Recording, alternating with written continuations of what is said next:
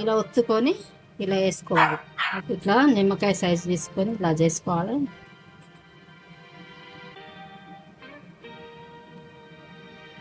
మునగాకు ఓడలు అండి, శనగపప్పు మునగాకు ఓడలు ఇట్లా కరకర ఉంటాయి చూడండి. ఇవి పిల్లలు తినరు కాబట్టి మునగాకు ఇందులో వేసుకొని చేసుకుంటే చాలా టేస్ట్, హెల్దీ. పిల్లలు మంచిగా తింటారు, పెద్దలు కూడా తింటే ఆరోగ్యానికి మంచిది. కొప్పటి శనగపప్పు పోసుకొని నానబెట్టాలి. మునగాకు కాడలు వేసుకుంటే చేదు వస్తుంది కాబట్టి ఒక్కొక్క ఆకు తెంపుకోవాలి. ఇలా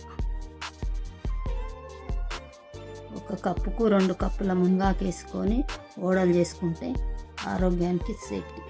ఇది మంచిగా నీళ్ళలో కడుక్కొని వడగట్టుకోవాలి. గంట సేపు శనగపప్పు నానబెట్టుకొని ఇట్లా తీసి ఆరబెట్టుకొని రుబ్బుకొని వస్తాను. రుబ్బుకొని ఇలా వేసుకోవాలి.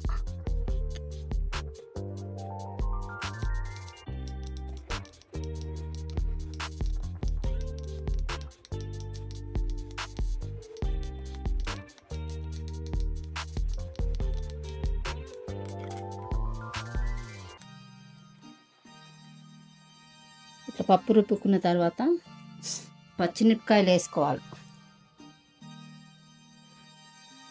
ఆ తర్వాత ధనియాలు వేసుకోవాలి.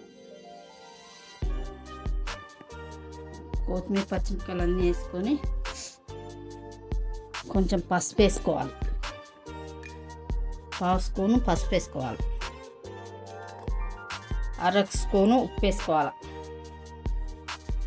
మునగాకు వేసుకోవాలి. ఒక శనగపప్పు కప్పుకు 2 మునగాకు కప్పులు వేసుకొని మంచిగా కలుపుకోవాలి.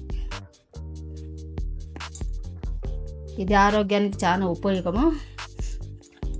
సాయంత్రం పిల్లలకు ఇట్లా విడిగా తినరు కాబట్టి చేదు ఉంటుంది అట్లా అనేసి మంచిగా ఇట్లా కలిపి చేసుకోవడం, ఓడలు చేసుకొని పెడితే సూపర్గా ఉంటుందండి. రుచికరంగా ఉంటుంది, ఆరోగ్యానికి ఎంతో ఉపయోగిస్తుంది, ఏ జబ్బులు రాకుండా ఉంటుంది. ఒక చెంచాడు జీలకర్ర,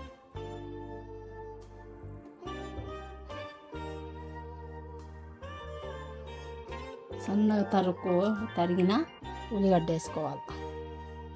కొంచెం ఎల్లిగడ్డ వేసి మంచిగా ఇలా తీసుకోవాలండి.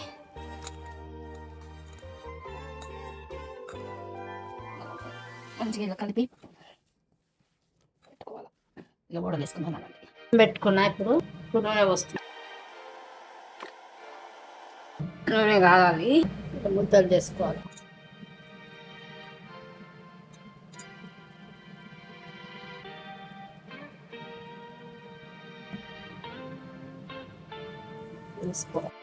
ఇలా ఒత్తుకొని ఇలా వేసుకోవాలి.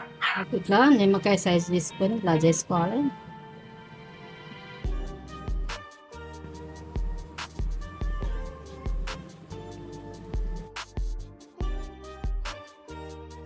ఇలా మంచిగా ఎర్రగా వేగినాక ఇలా తీసుకోవాలి.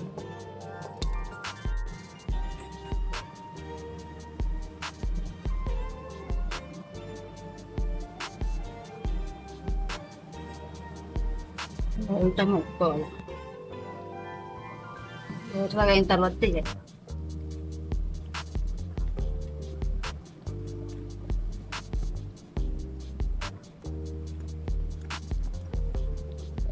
ఇలా వేసుకోవాలి.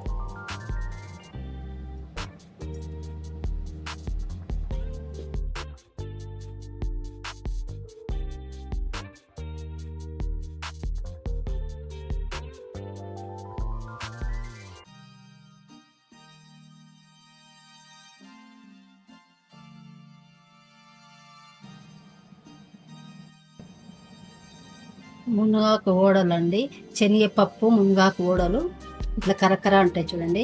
ఇవి పిల్లలు తినరు కాబట్టి మునగాకు ఇందులో వేసుకొని చేసుకుంటే చాలా టేస్ట్, హెల్దీ.